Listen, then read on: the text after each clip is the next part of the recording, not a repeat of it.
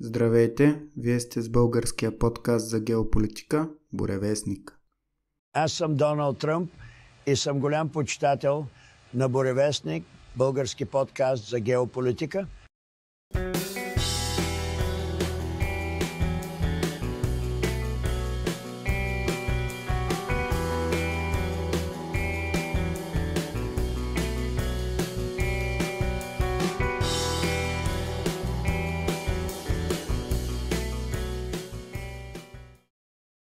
Продължаваме с втора част на нашия обзор за 2024 година с гостите Веселин Николов и Михаил Близнашки от интернет медията Без компромис. И във втора част разглеждаме и събитията извън Европа. Като споменахме без това Франция, да кажем 2-3 думи за Олимпиадата, което беше едно показно на джендър идеологията, общо взето бяха откриването и закриването. Дори не на джендър идеологията, Владо. Това е окултизмус, сатанизъм. Да, всичко беше окултизъм и сатанизъм от до. Цялата символика. Абсолютно. И там намериха се някои хора, нали, да им изяснат, нали, точно какво означава бледия кон. После на закриването това пчелата там всъщност, че това е Ваал, пак сатаната, основен герой в закриването. Да. Всичко беше... кратък. Да. Имаше обезглавени ангели, въобще отвратително и самата хореография беше ужасяваща. Така е. Направиха си подигравка с хората. Подигравка с християнското наследство на Европа. Аз мога само един коментар да направя за тия хора. Те се взимат много насериозно, вярват си. Много от тях са осъзнати сатанисти, осъзнати богоборци. Не са просто да следват някаква мода или от... Не знам и аз как да го кажа. Не се носят по течението. Много от тях са си осъзнати такива поклонници на сатаната. Но за тях мога да кажа само едно нещо. Те са жалки и нормалният човек може само да им се изсмее и да посочи с пръст и с погнуса в какъв разврат, каква умствена замъгленост са изпаднали. И можем само да им припомним, че в писанието, в откровението на свети Йоан Богослов, ясно е написано, че тяхната страна няма да победи, а ще бъде разгромена и Бог ще въздаде справедливост, както и следва да бъде. Една вметка може ли да направя вече за другата страна на океана, като засегнахме сатанистите? Аз ви предлагам да отидем към следващите две ключови събития в света за тази година, тъй като конфликта Израел-Палестина е от 23-та. За мен за тази година са изборите в Щатите и падането на Сирия. Така е. Но Мишо продължи, да минем към Щатите. Към Щатите, първо едно от нещата, което доста обягва в България, не изборите. Изборите бяха доста добре представени, но едно от нещата беше предния мега педофилски скандал, който се случи в Холивуд. Да. Един чернокож рапър, след това продуцент и бизнесмен, P. Diddy, се оказа, че на практика е репликирал това, което направи Джефри Епщайн и е правил така наречени мегапартита с малолетни, деца, записи, наркотици, алкохол. Половината, то даже сигурно и над половината от всички известни актьори от Холивуд и музиканти са присъствали. И най-вероятно, както в случая с Епщайн, и този човек ще се самоубие, записите и подобно ще се запазят и мега елита на Холивуд отново ще бъде работен и ще му се обяснява какво трябва да прави и за кого се призовава да гласува. В случая, колкото могат, ще покрият. Въпросът е дали това е отново някакво активно мероприятие на службите или просто лична инициатива на този човек. Силно ме съмнява да е лична инициатива. То един от основните участници, например, беше най-известният певец зад океана Джастин Бибър допреди няколко години. Беше мега звезда. Оказа се, че точно той е бил в невръстна възраст една от жертвите на тия педофили там, на тия тъй наречени партита. И така, факта как това беше заметено под килима и въобще не се раздуха нито в тамошните медии, а камо ли пък за България. Сигурно много хора дори не са и чули за такова нещо. Просто показва кой дърпа конците на тия медии. Такъв мега скандал с оглед с какви глупости не занимават 99% от времето. Такъв мега скандал някак си да го, ако изобщо го споменат, да го споменат в 2 изречения без да кажат нищо по същество. Нещата са ясни. Това, което предстои да се случи съвсем скоро, надявам се, е новия шеф на ФБР Каш Пател да изпълни обещанието си и да разсекрети всичко свързано с аферата Епщайн. Дай Боже, ама аз честно казано от американците на нищо не се надявам. Да се надяваме, че ще разсекретат документите по делото Епщайн. Между другото, Бил Клинтън тия дни е приет с някаква сърдечна криза в болница. Мисля, че като разсекретат документите, сърдечната му криза ще се изостри. И не само на него, на десетки, може би стотици политици, холивудски актьори, звезди разни, европейски аристократи. За пореден път се надяваме Тръмп да разчисти авгиевите обори, ама дали ще стане, аз вече не се надявам чак толкова. Слагаме въпросително. Да.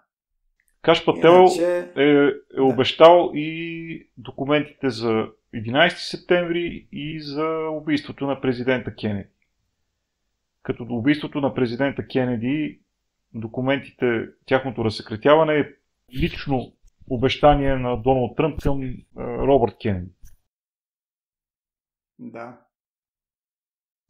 Най-много да излезе това, което всички знаем, че американските служби са знаели и са участвали в убийството на президента на Съединените щати. Да. И поредната теория на конспирациите ще стане истина. Аз го допускам като възможност, след всичките мръсни номера, включително опит да го убият, които играха срещу Тръмп, не го изключвам като възможност да бъде извадена наяве тая карта, която, както и ти каза, за нас, които малко повече сме проучили по въпроса, е нещо, което си го знаем от край време. Но за американската общественост да бъде обявено официално, мисля, че би било доста разтърсващо събитие. Много неща се очаква да се случат. Най-важните обещания на Тръмп са спиране на войните в Украйна и в Близкия изток. Да. Но той обещава и във вътрешен план важни неща. Мерки срещу инфлацията, депортация на мигрантите, спиране на зелената идиотщина, връщане на разрешенията за петролни сондажи, спиране на държавните преференции за електрическите автомобили, което неминуемо ще прати тези трошки в историята, защото никой няма да иска да си ги купува. Нито както стана и в Германия, например. Нито частни лица, нито фирми и корпорации, където разправяха разните разбирачи, нали, че това било бъдещето. Какво бъдеще? Глупости на търкалет. И волтаиците, електрическите коли отиват в кофата, където им е мястото. Сега възможно е, нали, бензин-дизеловите коли да постепенно да отмрат, но ще ги замени нещо като там водород ли ще е, какво ще е, но няма да са тия глупости, нали? Да. С сегашните технологии е абсолютно нерентабилно да караш електрическа кола. Дори, даже аз за себе си бях смятал, моята е на газ и реално излиза по-ефтино дори да си на газ. След 20-30 години може и да не е така, може наистина да има бъдеще в електрическите, но за сега дори и най-хубавите, като Теслите и BYD, нямат особено голям пробег в километри, който особено за мащабите на щатите да им свърши работа. Суперчарджерите са изключително скъпи, за поддръжка генерират много високи разходи и така. Иначе не знам, аз специално за Тръмп, разбира се, зарадвах се доста като спечели, но да видим наистина какво ще направи. Не трябва да влезем с големи очаквания. Да, и аз след предния път, когато наистина имах големи очаквания, на практика го блокираха и нищо не успя да направи. Друг въпрос е колко наистина е искал да направи. Не. Сега са ми доста по-скромни очакванията, но пък дано да ме изненада. Според вас как се стигна до тая победа на Тръмп? Дали беше допуснат от статуквото или просто нямаха на къде да мърдат вече? Камала Харис е изключително неприятен кандидат за американците. И е смисъл, тя си е откровенно дебилна. Сега всички сме я гледали как се смее по разните интервюта. Освен това е жена, която е станала известна, защото има сексуални отношения с шефа си и до там смисъл не блести с нищо. Да, Байден от тя друга не може страна да е много вържи стар. смислени изречения, ако не чете или не подсказва някой в ухото, както беше на дебата с Тръмп. Това е женски еквивалент на Кирил Петков. Да, добро сравнение. Байден е много стар вече, иначе в ранните си години той не е глупав никак. Да. Чък Шумър също е стар. Доста който грозно беше оттеглен Байден, впрочем. Според мен не по негово желание. Разбира се. Но той никога не е дърпал. В смисъл, не никога, но последните години не дърпа той конците в Демократичната Със партия. сигурност, да. То беше Чък ясно, Шумър и че... хората около Обама контролират парада и Нанси Пелоси, но и Нанси Пелоси вече е много стара, плюс това тя е дискредитирана поради дейностите на американската борса, където много случайно има по-добра печалба в проценти от Уорън Бъфет, както и да е това. И таласъмката Килари. И тя. Тя вече загуби веднъж изборите, втори път няма да сложат, но да, останаха без хора, които да са разпознаваеми, плюс това Байден беше тотал щета. Да. Имаше сериозна инфлация, имаше срив на борсата 20 и 22 пак по негово време.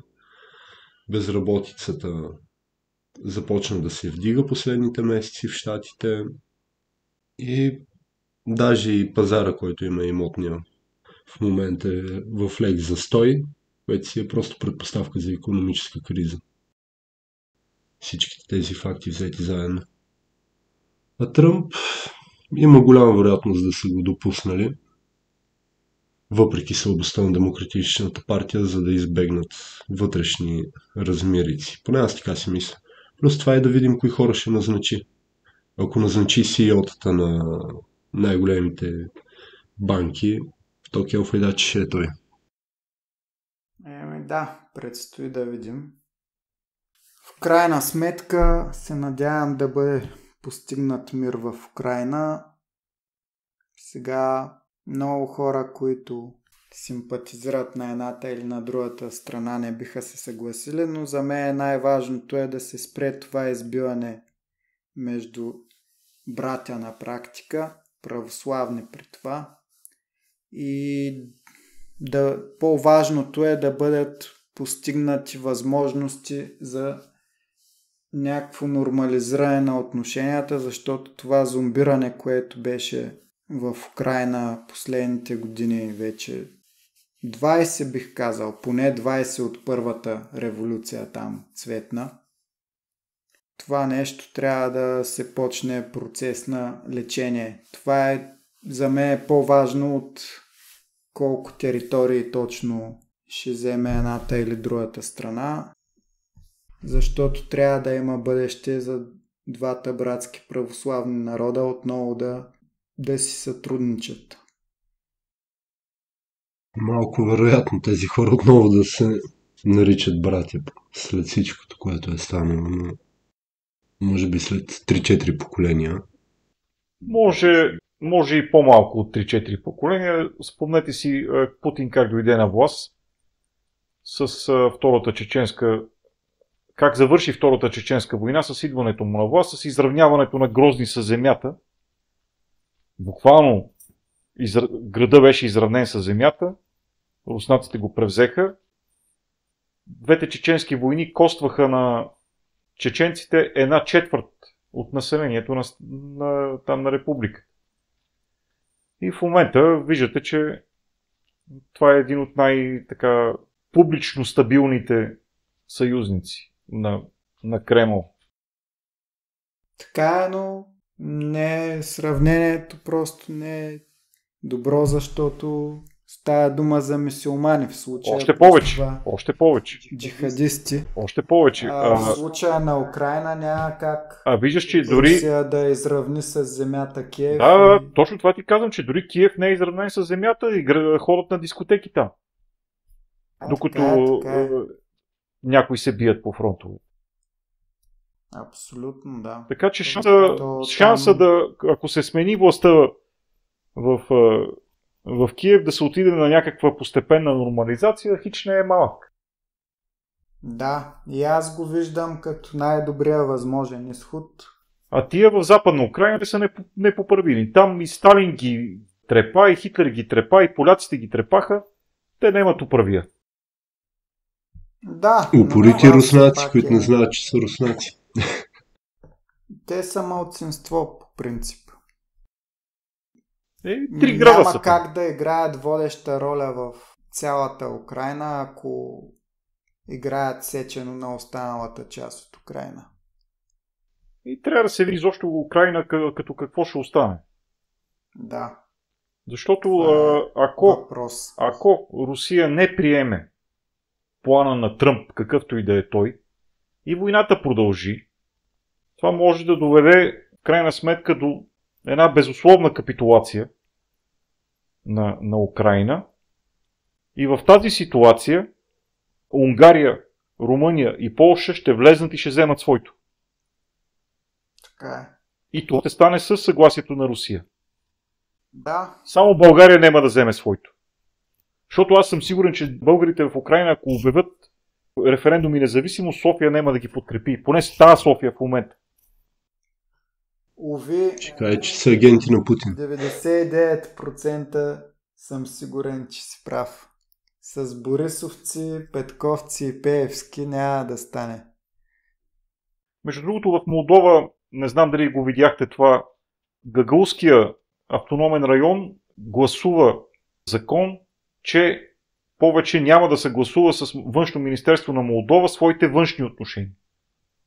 Което за мен е първа стъпка към евентуално обявяване на независимост. Така звучи, да. В Гагаузия българите са втора по численост група, а веднага в съседство на Гагаузия от западната страна е Тараклийския район, където българите са мнозинство. Да. Между другото, там гледах как са гласували на изборите, там са твърдо против либералите. Така е. Така че може да се случи така, че евентуално дори и Тараклийския регион да тръгне на някаква форма на отделяне от Молдова? Ако се продължава с тая политика на правителство да прави сечено на половината си, че и повече, както се видя на изборите, като не броим от чужбина гласовете, които на всичкото отгоре са и фалшиви, както казахме, излиза, че по-малко от половината от живеещите в Молдова подкрепят политиката на правителството. Определено нещо такова не говори добре за бъдещата цялост на страната. Нищо чудно при едно разбъркване на картите, както ти каза за Украйна, и с Молдова да се случи нещо подобно. Там Румъния има своите... Да се разпърче тоса. Румъния има своите исторически интереси и права. И, да. Нали, си има население, което си смятат там за румънци. И Приднестровието ще си отиде към Русия и ще останат такива автономни райони, сред които ще има и компактен български район. Сега под каква форма България ще общува с тези хора, вече е въпрос на бъдещето.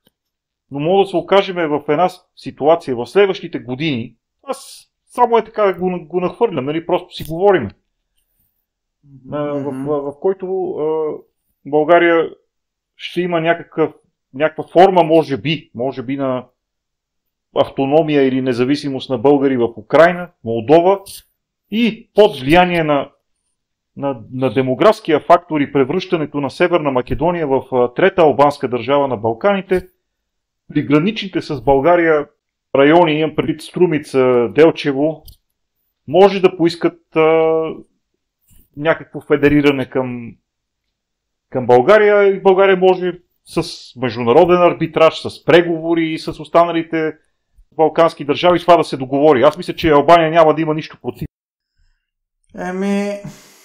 Ако имаше нормални управляващи в България, може би било възможно, но аз не си го представям в момента. От тях не очаквам абсолютно нищо да защитят, камо ли да спечелят за България. И другото, което, понеже се върнахме на Балканите, трябва да сме благодарни, че за сега и в близка и средносрочна перспектива Турция ще гледа на юг. Да, така е. И с това можем да минем към другия важен въпрос, може би най-ключовия за цялата година геополитически въпрос, а именно падането на властта на Башар ал-Асад в Сирия, което се случи почти безкръвно. Трябва да го отбележим това, че властта беше просто сдадена на джихадистите почти без бой. Ние сме си, в смисъл така, следиме ситуацията, знаеме реалното положение в Сирия, знаеме, че те останаха без петрол, без газ, без вода и без регионите, където се отглежда пшеница, там и други житни култури. Да. След края на активната фаза на войната, Сирия не успя да се възстанови икономически. Съжаление. Хората живееха зле, без електричество достатъчно, без гориво за автомобилите, без пари в брой, без нищо. Русия, Иран, Китай не помогнаха в достатъчна степен, да не кажем много малка степен помогнаха за възстановяването. На места са имали и корисни интереси. Т.е. вместо да помагат на Сирия, гледат те нещо да гепат.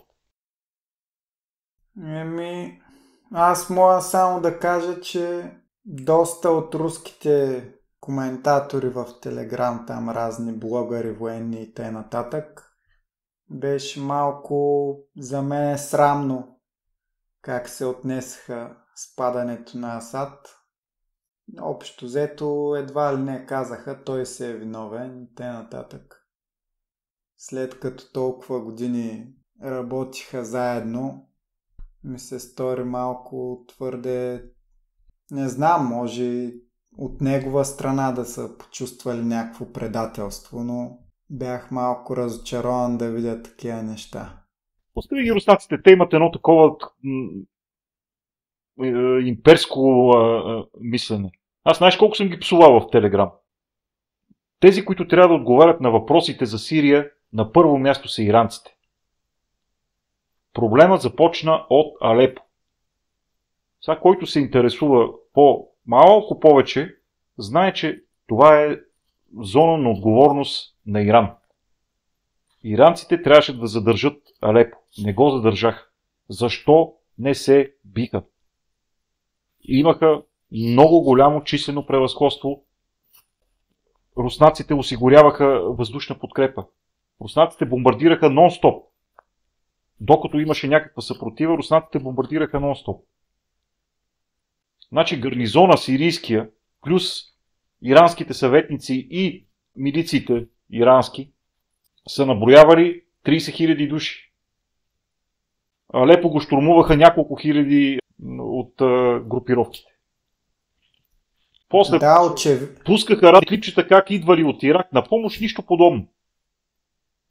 Само няколко стотин души влезнаха. Само няколко стотин души влезнаха, като нарушиха заповед на командването там на иранските милиции, проиранските милиции в Ирак, защото си имат някакви вътрешни проблеми помежду си и една от групите в там силите за народна самозащита Хашта Шааби, нали, не се съобрази с заповедта да не минава границата и минаха границата и после се върнаха, обаче като видяха, че няма за какво да я минават. Да, въобще много странно беше, че на практика не се води битка. Това е голям град, ако се беше водила битка, само за Алепо щеше се още да тече и да не е ясно. Руснаците имаха на няколко поста с по няколко човек. На практика руски пост представляваше насип, знаме, картечар и един с антидрон пушка. Толкова. И те просто ги премазаха тия постове, като руските, където викаш българи, написаха вече никой не се съобразява с знамената. Да, не се съобразява, даже си пуснаха клиповете с мъртвите на руски войници. Сега тези, които са критици на Русия, казват, защо руската армия не се намеси. Руската армия не се намеси с сухопътни части дори в периода 2015-2019-2020 година. Да. Основната тежест на бойните действия по суша ги изнесаха вагнеровците. Вагнеровците бяха основната сила и други такива паравоенни руски групи. Защото не бяха само Вагнер. Да. Те изнесоха сухопътния бой. И то го изнесоха на високо ниво. И двете превземания на Палмира и така нататък. Така че те руснаците само с там сили за специални операции и така нататък са участвали в бойните действия, но не и масово. Не да кажеш да се предислоцират бригади, които да водят мащабни бойни действия. Където имаше риск от по-големи жертви, Вагнер. Да. Има някакви много сериозни договорки и се е знало какво ще стане. Явно. Руснаците имат хората сателити, знаят какво става в Идлиб, разузнаване имат и те, и сирийците имат, и иранците имат. И по-скоро това беше колосална грешка и на руснаците, и на иранците, и на самите сирийци. И това, че правителството на Асад не беше спасено, барабар с цялата територия, в дългосрочен план може да им окаже да им изиграе много лоша шега. Един тръбопровод от Катар през Сирия и Турция и руската тръба, която минава през България, ще аут. Това е едното. От друга страна, аз не мога да си обясня защо Асад през цялото време се скри, въпреки че съм доста голям почитател. Не излезе с никакъв коментар сирийците, значи в Алепо майче се биха някакви отделни групи, в Хомс се биха, оказа се, че са били от Хизбула. Сирийците, аз имам някои приятели сирийци и доста ги уважавам, отделно винаги съм имал положително мнение, но излязоха като пълни страхливци и дезертьори, които се преобличаха в Дамаск, оставиха си държавата да им бъде превзета. Разбира се, отгоре надолу идват заповедите, то не са виновни обикновените войници, но да падне толкова голямо количество територия и всичките важни градове за колко има ли 10 дена или няма? Общо 13 дни, а ако не бяха руските бомбардировки, щяха да са по-малко. Не знам, значи арабите винаги, никога смисъл арабите не са били добри войници. То не е случайно и Израел се прави каквото иска. Винаги, смисъл, сега си имам някакво по-пренебрежително мнение за тяхните качества като войници. Даже с приятели имаме майтапа, че ако турците влязат в Сирия, сирийците ще се удавят в Оманския залив, докато бягат. Но чак такова дезертьорство просто не бях очаквал. При все, че това са хора, които се биха преди това. Да. Направо тотал щета. Отделно загубата за Иран е колосална, без сухопътна връзка с Ливан. Това е пълна трагедия. Ужасна беше цялата година за Иран. Да, и катастрофата. На рейси, което уж катастрофа, но според мен свалиха го този хеликоптер, да. Абсолютно. Там не може да знаем какво е, но загубите са на ниво. И сега не им се очертава и светло бъдеще с Чичо Дони на вас в щатите. Но това как загубиха коридора към Хизбула, това е направо, за тях това е национална катастрофа, според мен. Такива мащаби има. Той Сюлеймани колко години се опитваше човека да го създаде този коридор. Да. И от това ще страдат и ливанците, ще страдат много сериозно и Ансар Аллах хутите и в общи линии. Имайте в предвид, че отказът на иранците да се бият за Сирия може да е част от сделка евентуално с хората на Чичо Дони. Да се стабилизират нещата в Близки изток и да е танто за танто. Бати стабилизацията ще падне като сложиш Ал-Кайда. Самия факт, че Русия и Иран първи изпълняват своята част от сделката, какво ни казва? Казва ни, че може пак да ги измамят, да не получат своето после. Поредния договор някак. Предстои да видим. Но на първо място въпросите за Сирия трябва да бъдат отправени към Техеран. Проблемът дойде от тях. Абсолютно. И после военно-политическото ръководство на Сирия и на трето място чак евентуално руснаците. Така е. И факт, че за сега не им барат базите. Напротив, днеска Джолани е казал, че новото ръководство на Сирия няма никакво намерение да прекъсва своите отношения с Русия. Да. Тъй, че може би наистина си има някаква договорка, няма ни пипати там бази. Ердоган много голяма роля играе в цялата работа, даже основна бих казал, в този поход на джихадистите. Те слагаха турски знамена. Не всички обаче, Владо, трябва да ги разделим на две джихадистите. Това са от Идлиб, другите са малко от северната част на Идлиб и от северна Сирия, където са протурските групировки. Значи тези, които са идлибците, те не са много фенове на Ердоган. Даже когато превзеха Алепо още в първите дни, те се скараха помежду си и почнаха да се трепат там и да спорят кой повече откраднал и така нататък. Сред Хаят Тахрир ал-Шам сирийските командири са малко, но един от техните командири, който си е сириец, а не някакъв там узбек, чеченец, таджик или уйгур, каза: ние тук в нашата страна няма да позволиме някакви монголи и татари да се разпореждат имайки в предвид протурските групировки. Така че там вероятността съвсем скоро да избухне конфликт между протурските групировки и тази нова власт в Дамаск е възможен вариант. Да, предстои да видим. Но според мен... Защото сега тук малко така, нали, говориме на слуки, но кои са Хаят Такрир Ал-Шам? Те са фронт Ал-Нусра. Фронт Ал-Нусра е Ал-Кайда. Ал-Кайда какво е? ЦРУ, Мосад и Ми-6. Тоест, там турците не играят.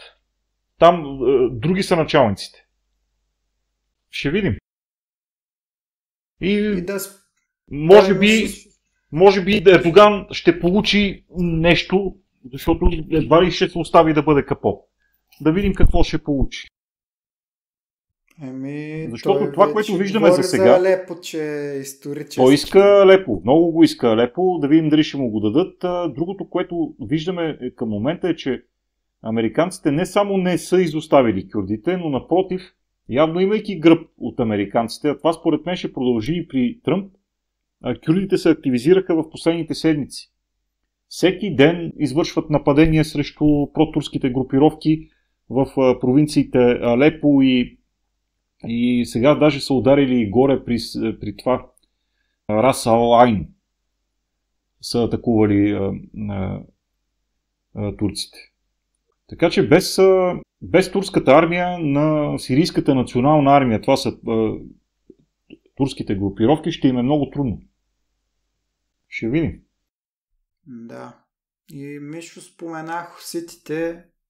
Те бяха единствените общо взето, които измиха от очите на иранските съюзници в региона. Доста ефективно успяха да затворят в Червено море протоците и да включително американски самолетоносачи да тормозят. Да, все още могат да ги потопят, но могат да ги тормозят, както казваш. Да им създават проблеми. Имаше дори статия в Bloomberg за техните нападения, че Америка губи битката в Червено море.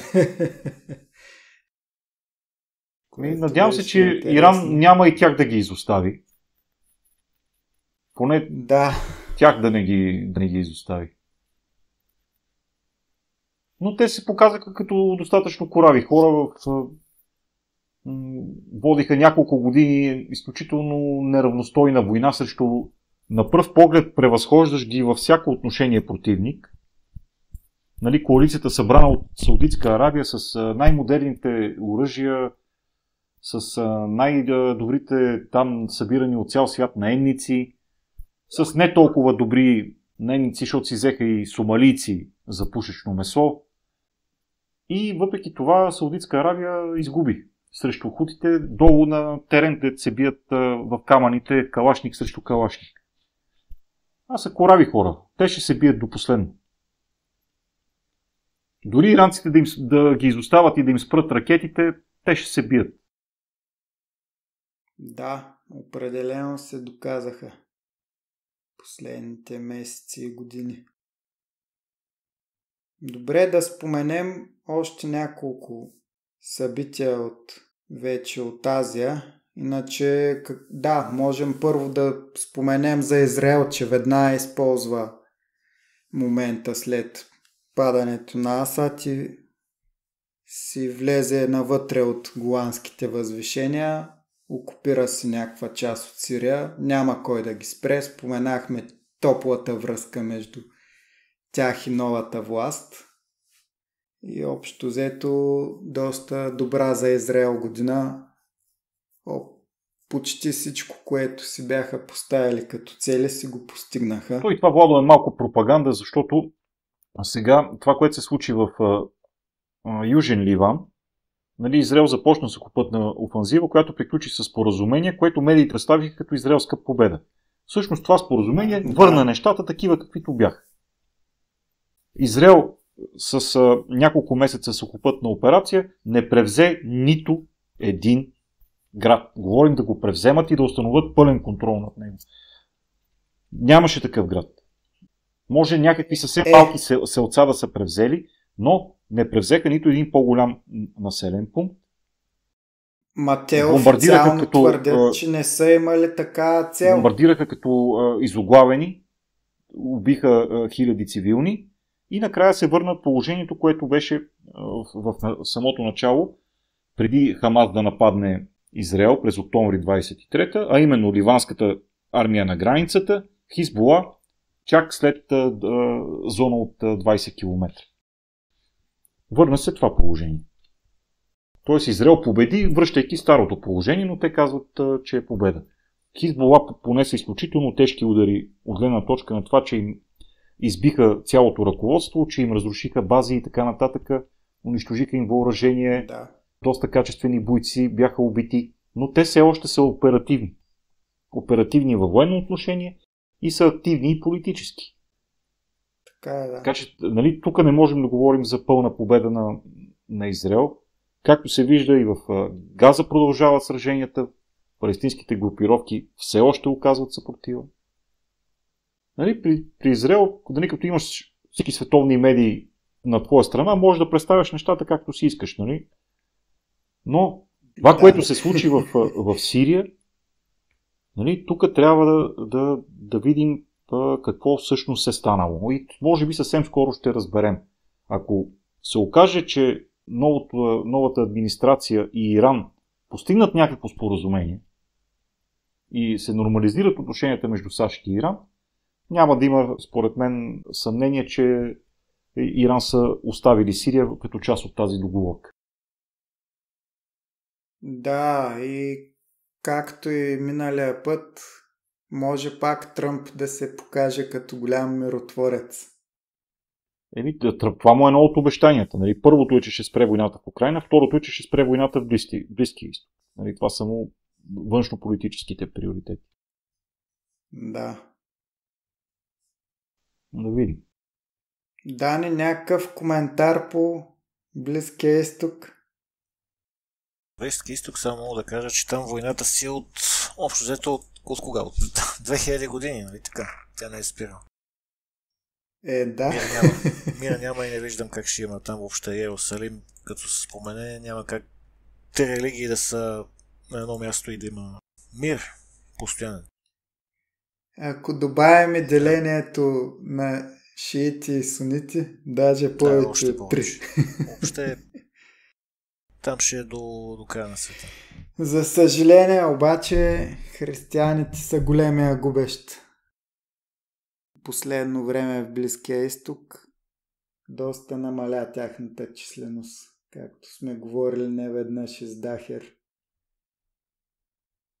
Можем да минем към някои други събития от Азия.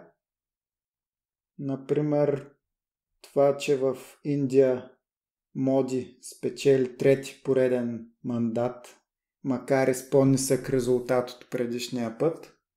И с това с трети мандат като министър-председател изравнява досегашния рекордьор Джавахарлал Неру, какъвто булевард има в Люлин, и който е известен с един много хубав цитат, много актуален и за България, че най-големия враг на една страна е интелигенцията, обучена от колонизатора.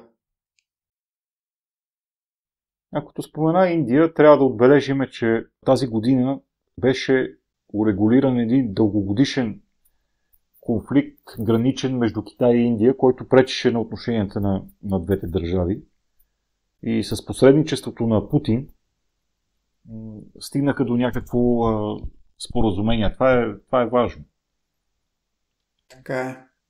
Ако си спомняте, пред няколко години си спретнаха граничните войски на Китай и Индия без оръжие. В ръкопашен бой си спретнаха такова меле там горе по чукарите. Конфликт е от отдавна. Но сега мисля, че намериха някакво решение. Друго, което се сещам интересно, е този опит на южнокорейския президент да установи военно положение. Да. То беше малко комично. Общо взето, уж армията го подкрепи, но явно някаква половинчата подкрепа и накрая го импичнаха. И всъщност това идва на фона, че на изборите, които по-рано през годината се провяха, опозицията взе доста категорична победа и общо взето блокираха президента и неговата партия. Не можеха да си прокарат никакви политики. Явно има и друга... отчаянието се е стигнал до този ход, но е бил непремерен и в крайна сметка стана заразил човека. Има и друга такава теория на конспирациите, че нали, това е външния фактор, че тази администрация, дето си отива, е подтиквала на южнокорейския президент да направи някаква провокация със Северна Корея, за да заложат на Тръмп още една бомба, нали, с която да трябва да се оправя. Не е изключено. Да, аз също не го изключвам. Да, той нали се воеше някакъв хардлайнер срещу Северна Корея, да. Факт е, че не се получи неговата игра и общо взето партията му го чакат лоши времена и опозицията очевидно взима пълната власт за сега. Иначе за страните покрай Индия трябва да споменем.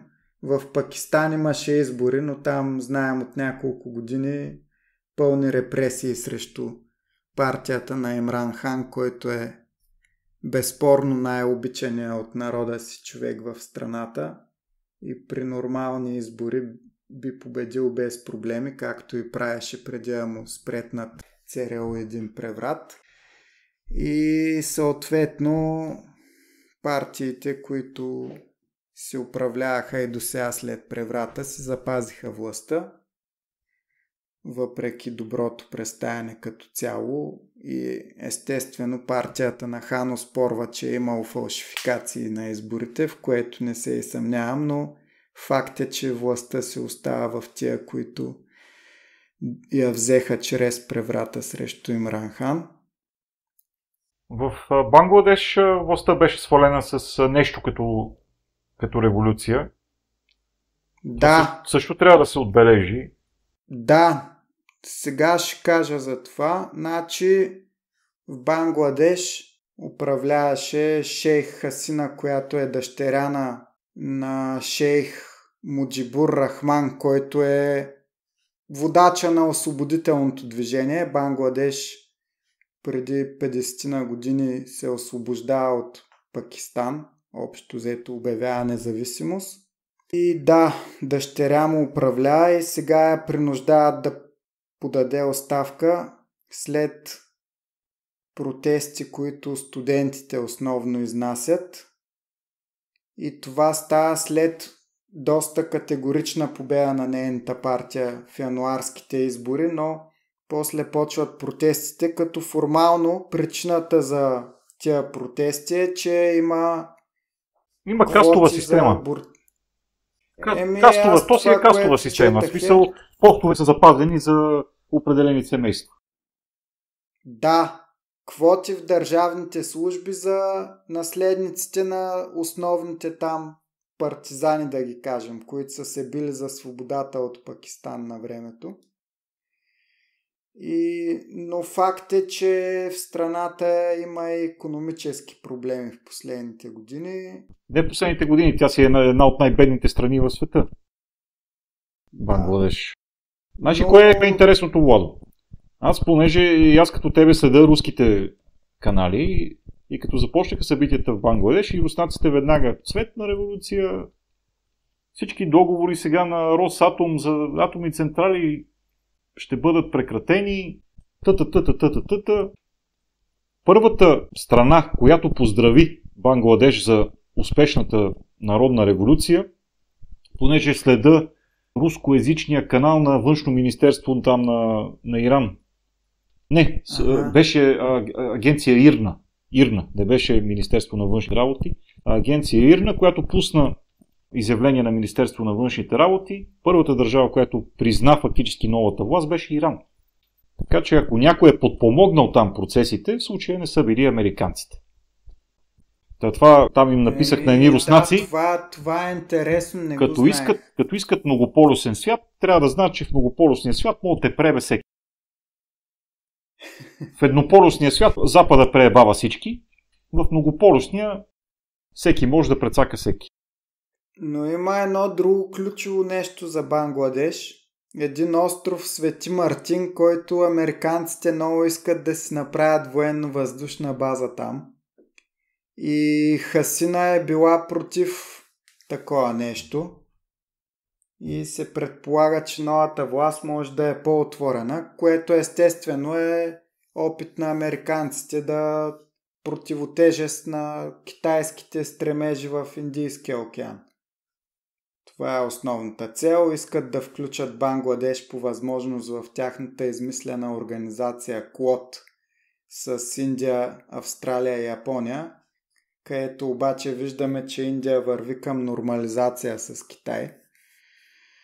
И няма да им се получат, според мен, на американците нещата. Да, трябва да видим Бангладеш как ще подкарат събитията, но те самите си имат много тежки икономически проблеми за решаване. Там просто хората живеят много зле. Да, но и също трябва да се отбележи, че Китай е налял пари в инфраструктурата покрай новия път на Куприната. Там, това си е цел на китайците. Инвестиции. И лица не знам докъде са стигнали тия преби. Мисля, че вече има някакви практически действия по изграждането на транспортни коридори през Афганистан. Успеят ли китайците да започнат да си прекарват стоките по асфалт или по ЖП линии през Афганистан, значи това ще е голям икономически, геополитически, какъвто щеш пробив за тях. А изобщо да не говорим, че са подписани договори за разработка на находища на литий между талибаните и китайците. Между другото, не знам дали си спомняш, но посланникът на новия Афганистан, на талибанския Афганистан, тези акредитивните му писма в Пекин ги прие лично Си Цзинпин, което е извън протокола. Така че Афганистан е много важен в китайската стратегия. Руснаците махнаха, мисля, че се чака само подпис на Путин, или Путин е дал подпис, път Върховния съд трябва последната дума има там да се премахнат талибаните от списъка на терористичните организации за Русия. Да. Което ще отвори вратата за формално възстановяване на отношения. Да, то на практика вече е факт. Но да, те са на практика са факт. Друго интересно, което направиха талибаните, е, че ликвидираха производството на опиум в страната. Буквално за няколко седмици. Както и миналия път, впрочем. Да. И сега оставиха някои хора без препитание. Така. Това беше огромен маршрут. Ама те вече и погледни, то се промени и пазара. Тук виж ги тия нашите там. Да. Ядат някакви пици с кристали и така нататък. Това с хероина вече... Да. Хероина вече е от живелица. Да, казахме за Бангладеш. Бих споменал и Шри-Ланка и там имаше интересни. Смяна на властта имаше там. Да, там какво стана? Аз по едно време следях внимателно, после малко ми изчезнаха от презрението. Управляващите, които се придържаха към препоръките на Международния валутен фонд, които общо взето докараха страната до фалит, губят и идва на власт една по-популистка, да я кажем, партия с по-социалистически възгледи. Ще видим на къде ще тръгнат нещата, но като цяло в геополитически смисъл по-скоро антиглобалистическа сила и там взима властта. И това е една сравнително нова партия на 5 години. Наречена Национална народна сила, нещо такова. ако преведем от английски, какъвто е моя източник. Малко като тавтология, но да не отиваме вече в разликата между народ и нация. Друго в Азия, в началото на годината имаше президентски избори в Тайван. Там знаеме нещо като президентска република. И там общо взето запазиха властта американските пионки. Но защо? Най-вече защото техните противници не се разбраха помежду си за общ кандидат. До последно се очакваше Гуоминдана и Народната партия да излъчат общ кандидат. Доколкото си спомням от резултатите, ако бяха излъчили, щяха да бият. Да, абсолютно. И то те да не бяха, щяха да бият, ако беше както при нас в 2 тура. Обаче там е в 1 тур. И който излезе на едното гласуване първи, в случая от 3 основни кандидати, и понеже си поделиха общо взето гласовете втория и третия, които са за по-нормални отношения с Китай, и тъй наречените ястреби и американски пионки запазиха властта. Но общо взето общата тенденция е ясна, тъй като те спечелиха благодарение на избирателната система, но имат доста под 50% подкрепа, което показва, че народа на този остров лека по лека озрява за обединение с Китай. Според мен ще го видим не след дълго. Има и прогнози за война за Тайван. Изблъсък между Китай и Съединените щати в Тихия океан. Да, и това е възможно, но ще видим. Ако се избегне такава война, според мен е по естествен път до 10 на 20 години ще се обединят. Това все пак е един народ в 2 държави, както сме ние с Македония, тъй че колкото и дори бих казал по-мек пример. Не смятам, че тайванците до такава степен са промити, както са македонците спрямо нас. И там има пропагандата, те се въоръжават до зъби. Така е. Но да. Има го другия тънък момент го има, че китайците това са хора на стратегията. Да. Те ще влезнат в конфликт с Съединените щати в Тихия океан само когато имат най-малко паритет на силите. Най-малко. Абсолютно. А все още не са го достигнали този паритет. Да. Макар че много бързо настигат и в строенето на нови кораби. Бях чел някъде статия, която показва общия брой на корабите на Съединените щати и Китай в района на Тихия океан, и Съединените щати имат предимство. Само че като се вземат новите кораби, предимството на китайците е огромно. Да. Тоест в следващите години трябва да очакваме достигането на този паритет. Така е. То китайците като цяло има кадри от техни градове и въобще все едно от друга планета. Запада изглежда смешен в сравнение с тях. Сега, който иска да намери обратни примери, ще ги намери. Сега там има региони, дето са още в деца вика, там горе едни скали, едни кози и така нататък.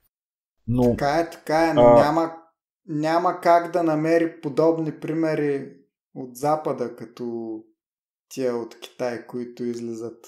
Сега, само за последните няколко дни да кажа 3 новини от Китай. Китайците тестваха изтребител от 6-то поколение. Мисля, че това е първи публичен тест на такъв изтребител в света. И спуснаха на вода най-големия универсален десантен кораб в света. И третото е, че в Синдзян, който също е част от пътя на Куприната, са построили вече мисля, че или е пуснат, или всеки момент ще бъде пуснат най-дългия тунел в света. Мисля, че до сега най-дългия беше в Швейцария, а вече ще е в Китай. 22 км асфалт и ЖП. Под планините минава това нещо. Mm-hmm. Бил изключително важен там за транспортната инфраструктура този тунел.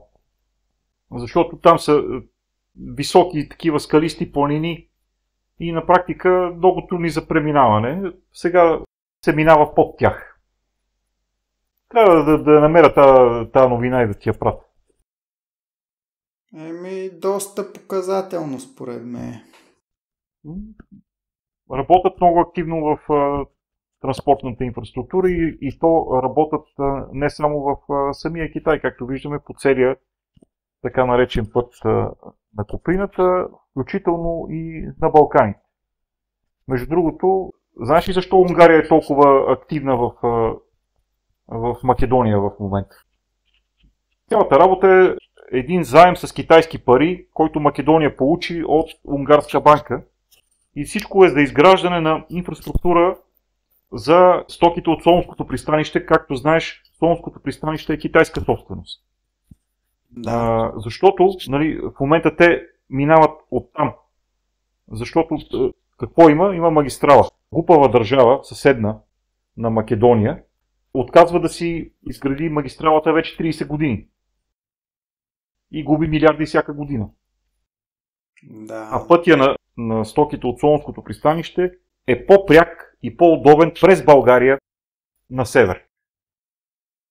Има едни зелени, дето блокират постоянно. Дали са зелени, дали са бембени, дали са чужди служби, които тук са си купили агенти, за което не мога да се сърдим на чуждите служби, защото са си намерили агентура. То е ясно. И сега някои хора сега разправят зелените оставили Плевен и Ловеч без вода. Каква е тази държава, ми кажи? Щом Боби Сандов може да ти остави Плевенска и Ловешка област без вода? Що за държава си ти? Тъжно.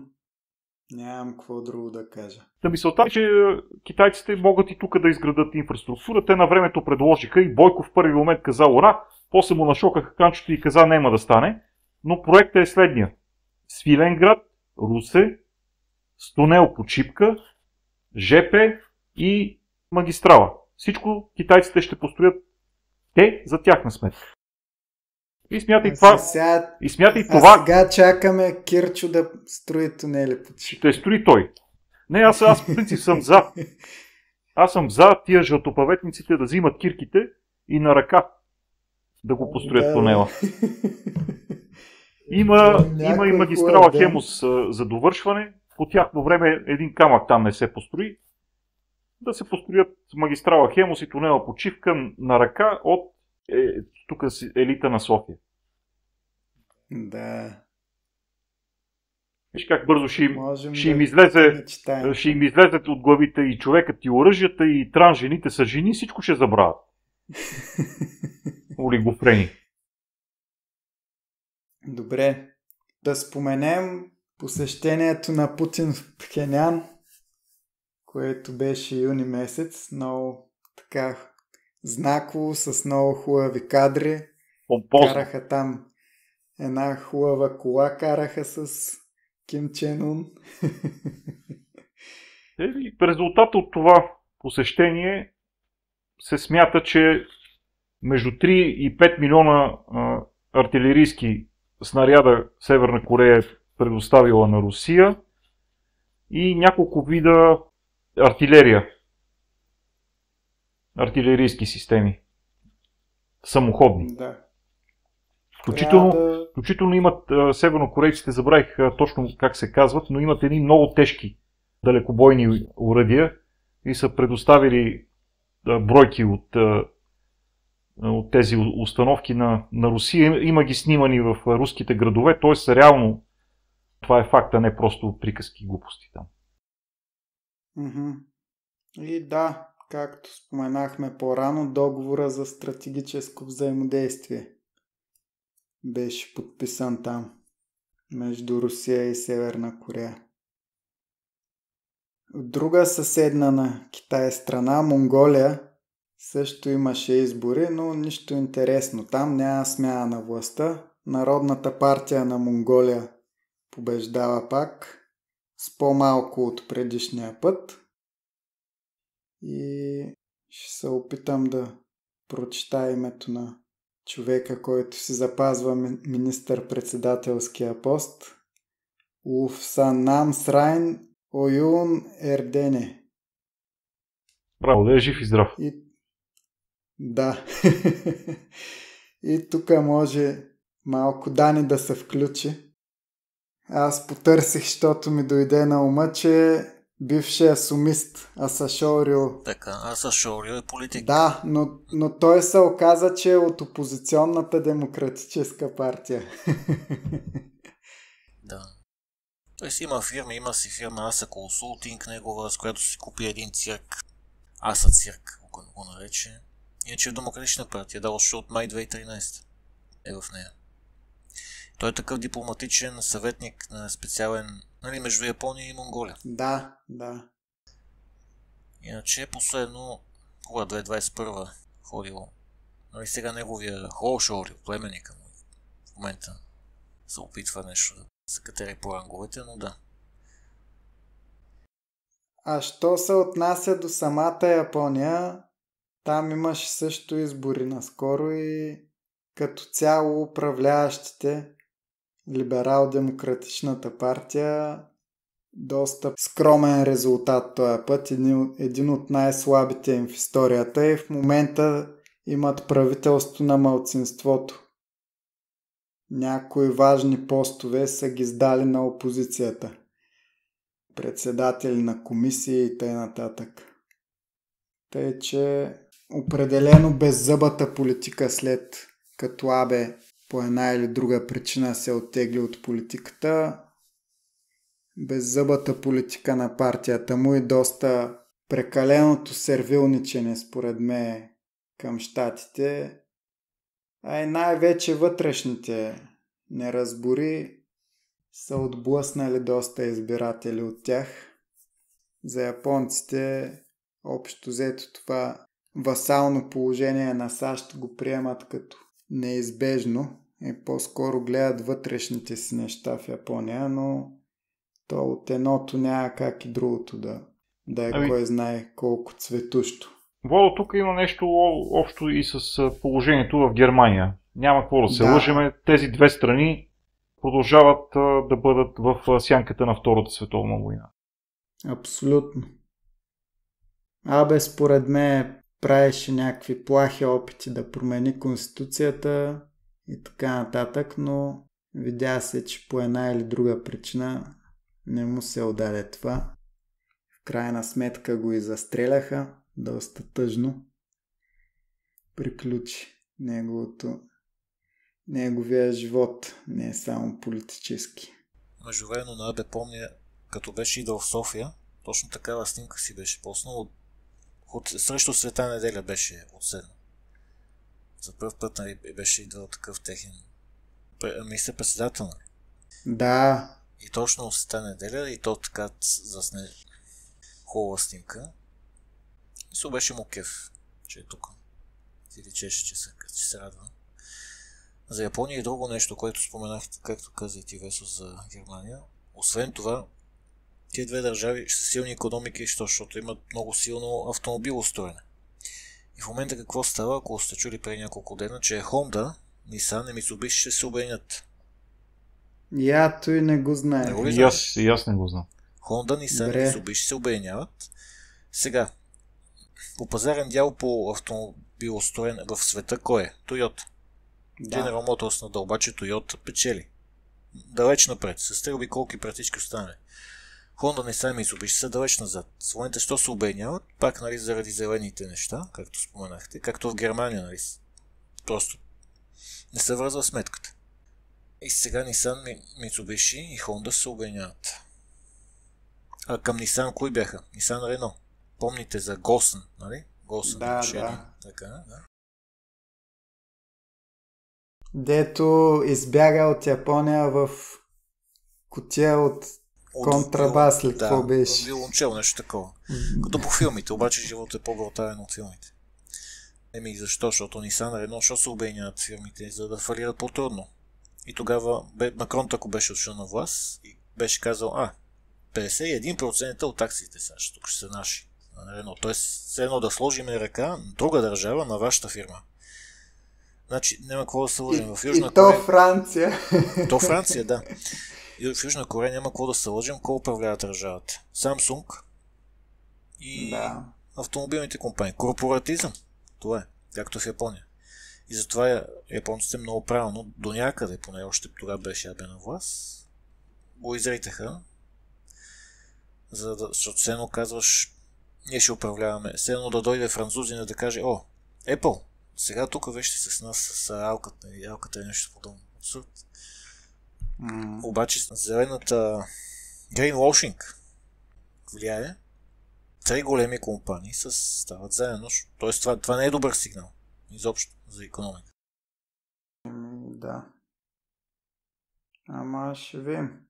Както стана дума, според мен тия зеленизми много бързо ще им мини модата. Даже бих казал, че вече почна да им мина.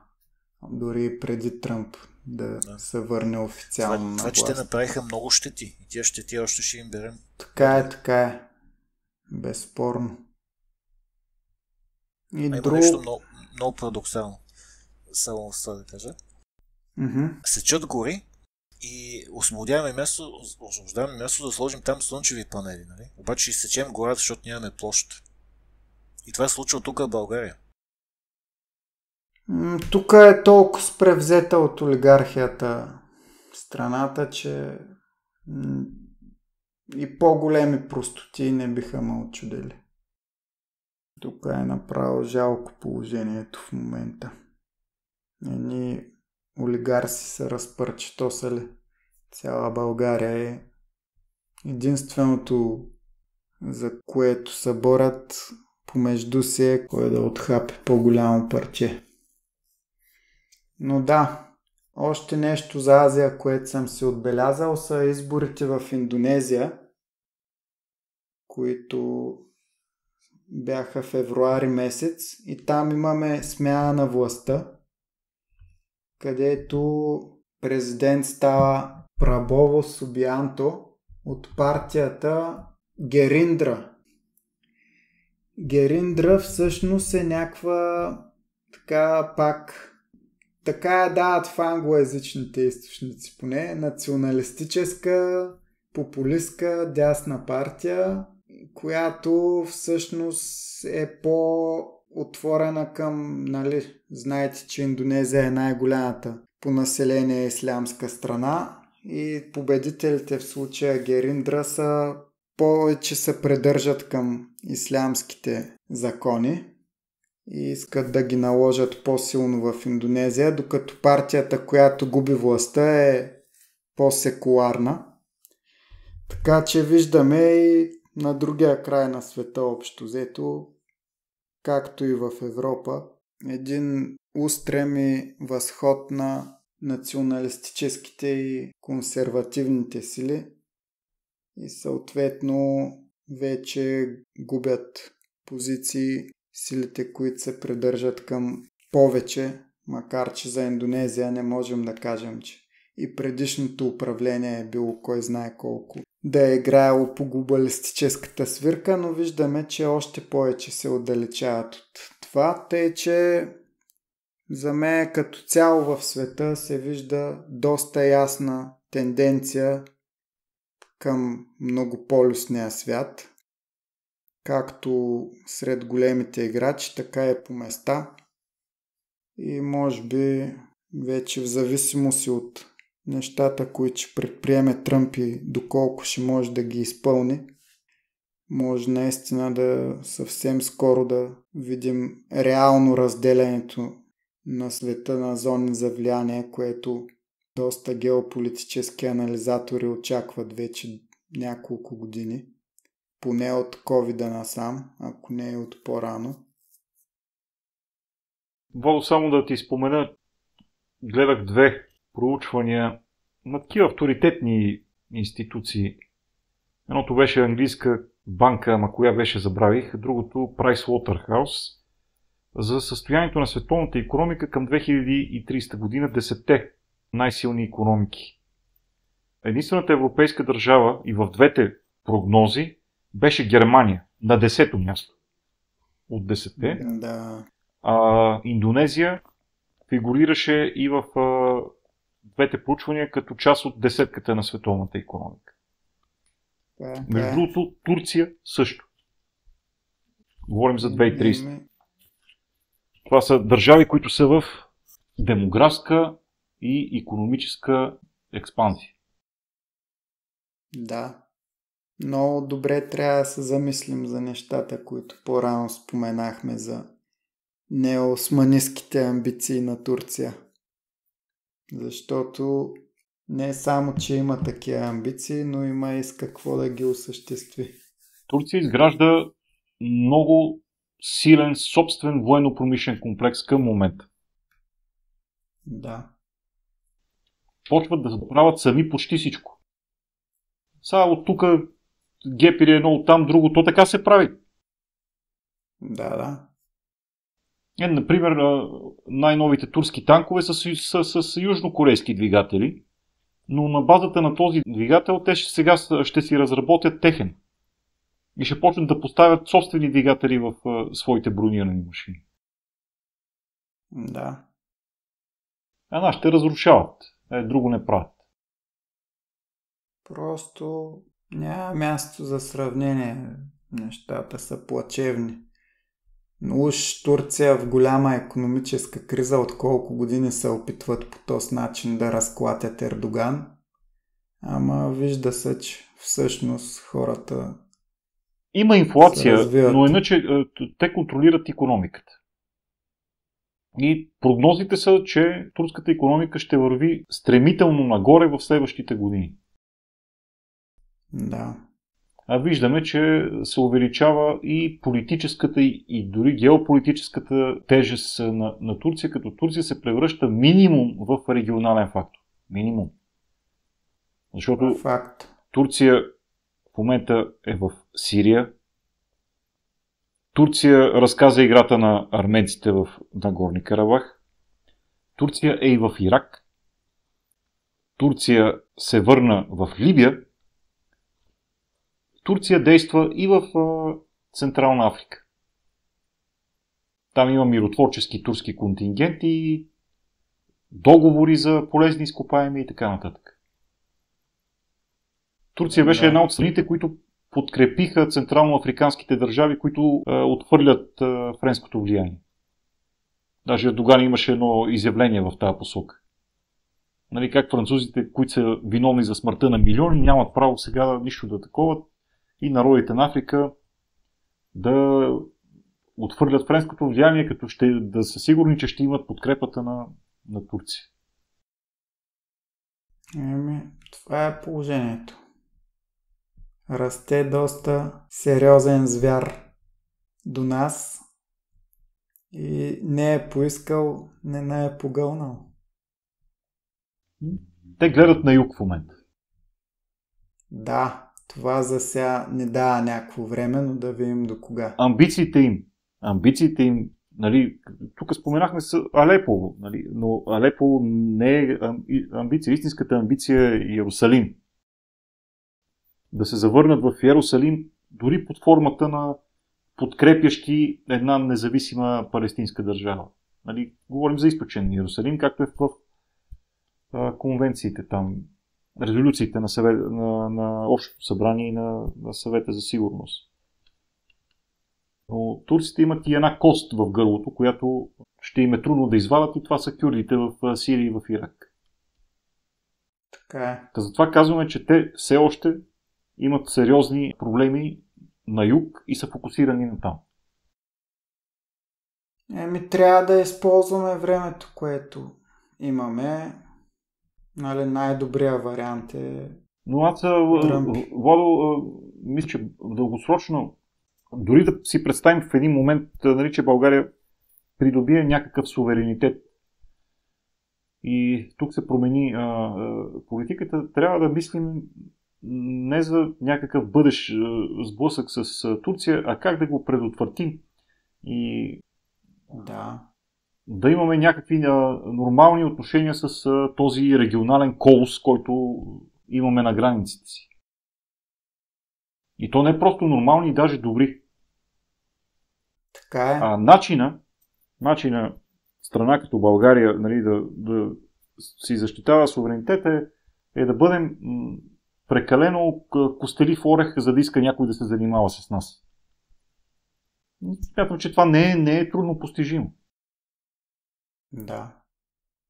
Но тук, за да почнат да се случват подобни неща, трябва да се промени всичко из основи.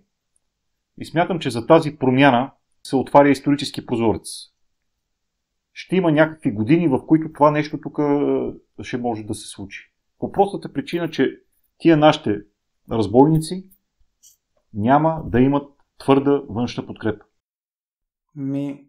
Аз лично не виждам някакъв път към това, освен деца вика да се разберат Тръмп и Путин, както Чърчил, Рузвелт и Сталин на времето. Да, и България да мине под руската зона на влияние. Пак, ама на този етап това не изглежда много вероятно. Русия няма нито интерес, нито капацитет да контролира отново източноевропейските страни. Затова, ако се стигне до някакво ново споразумение, в което Западът, нали, начело с САЩ, леко да се оттегли от Източна Европа и Балканите, тук ще имаме уникалния шанс да бъдем така сравнително свободни. Да.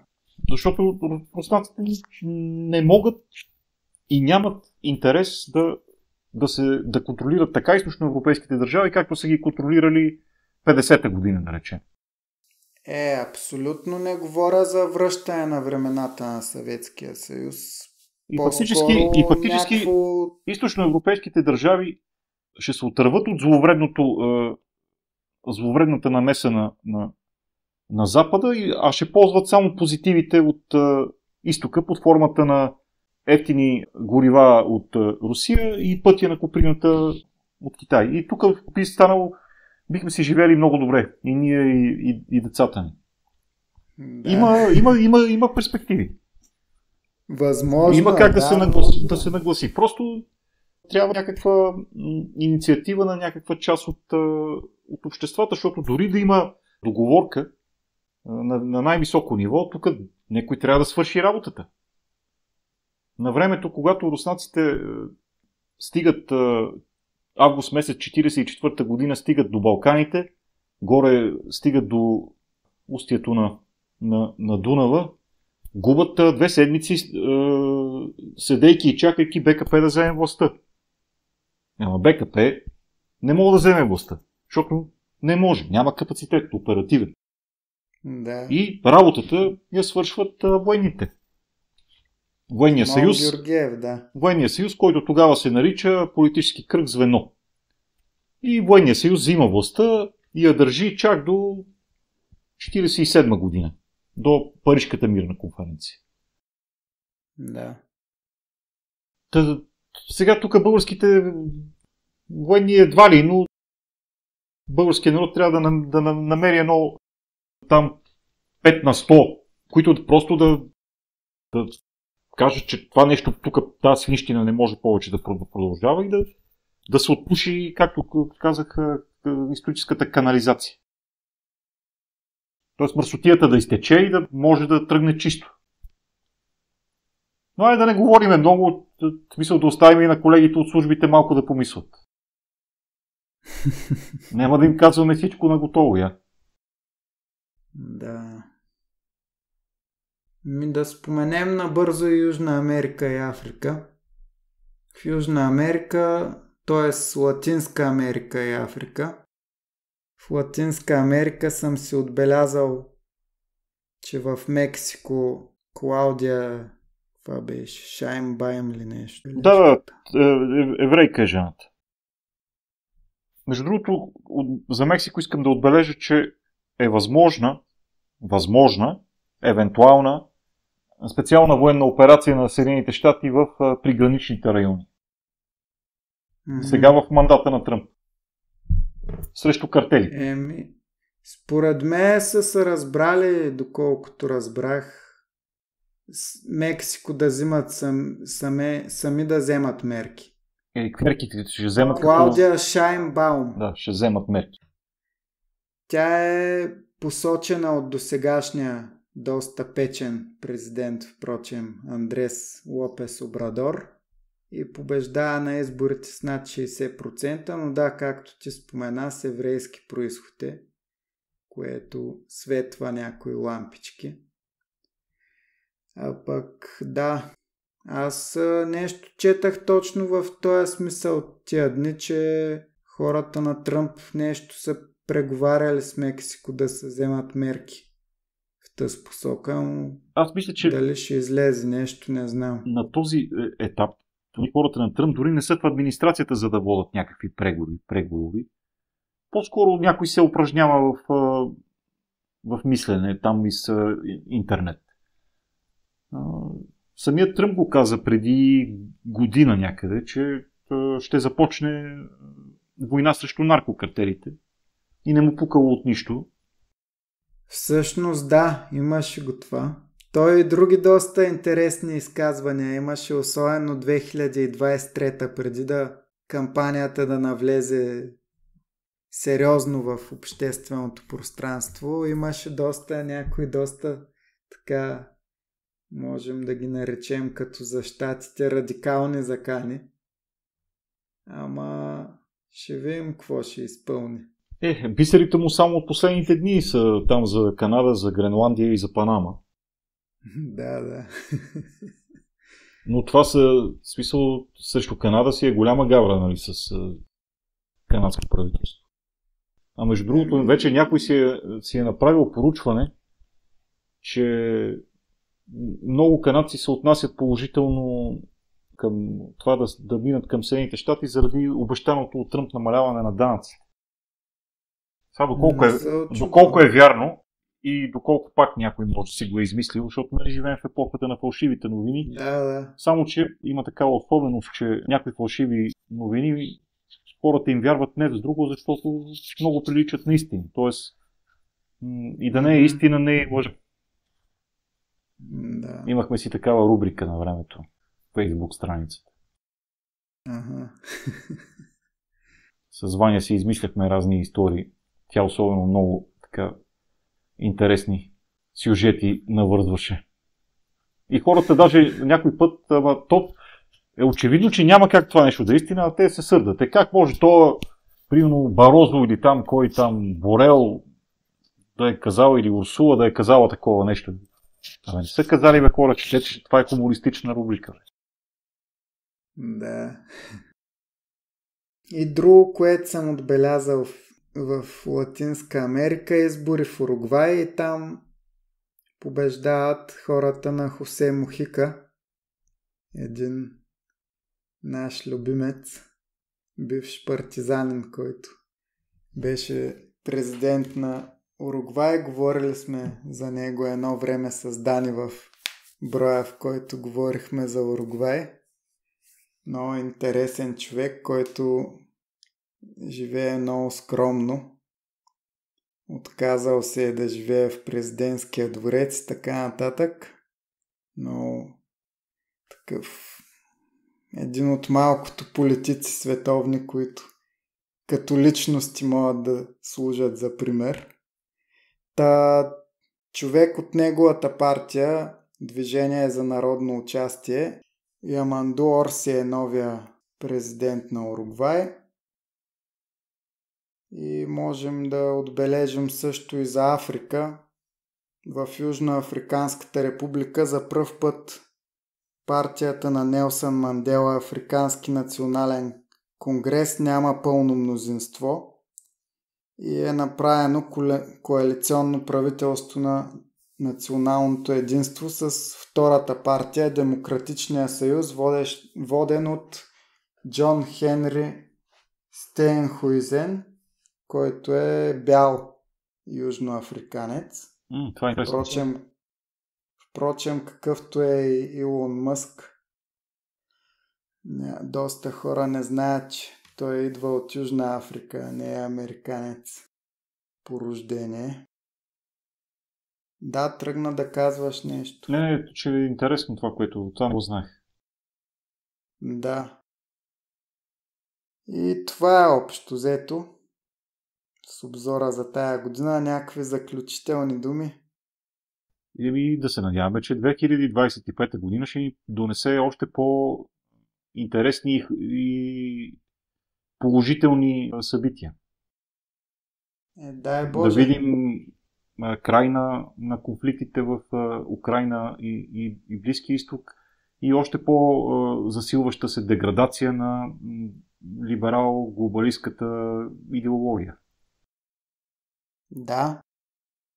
Още идната година, 2025, според мен може да почнем пред очите си да виждаме разглобяването на този либерален световен ред, който ни тормози с толкова години. Само една важна скоба, защото има хора, които изобщо не правят нито разликите, нито искат да ги правят, защото са примерно фенове на определената агитка.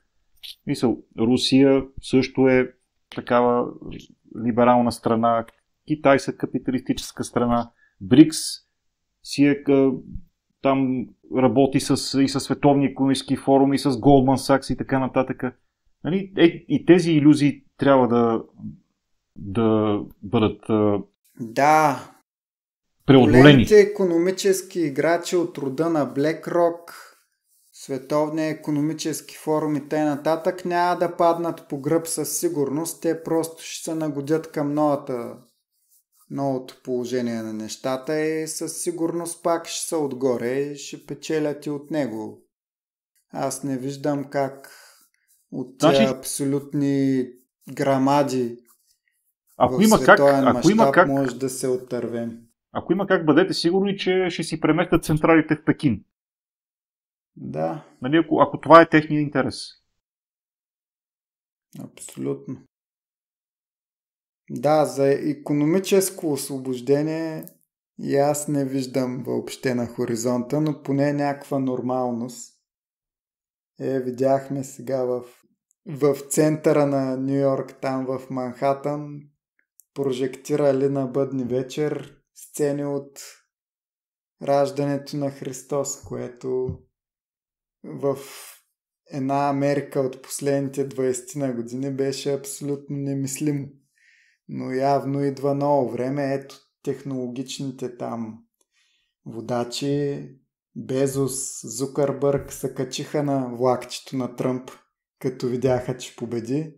Обещават как ще ли да помагат за промяната на Америка към по-добро и не знам си какво. Ама ще видим какво ще стане в крайна сметка. Всеки случай, поне най-големите извращения джендърски, вероятно и някои аспекти в историята. И някои аспекти на зелената идиотщина също. Да, със сигурност. Дани, някакъв коментар или пожелание за новата година? Ако трябва да завършим с една дума, нека да бъде България. Живее майка България. Браво, Дани. Благодаря и много. Весело посрещане на новата година и живот и здраве. Ще обсъждаме предстоящите събития, които тази годишните предначертаха. Айде, живи и здрави! Нашият сайт е burevestnik-bg.com, на който можете да изтеглите нашето приложение за най-лесно слушане на подкаста, както и да четете наши кратки разбори на геополитическите събития и преводи на чуждестранни статии. Можете да не намерите във Facebook на страницата Буревестник-български подкаст за геополитика и в групата Буревестник-клуб за геополитика, където доста разпалено наши слушатели обсъждат събитията в България и по света. Също така можете да се свържете с нас и в Телеграм. Каналът се казва Буревестник, групата се казва Буревестник-клуб за геополитика. Там не подлежим на цензурата, която налага Фейсбук, така че това също е една доста интересна платформа с своеобразни участници в нея. Свържете се с нас и нека заедно да работим за една по-добра България за нашите деца и внуци.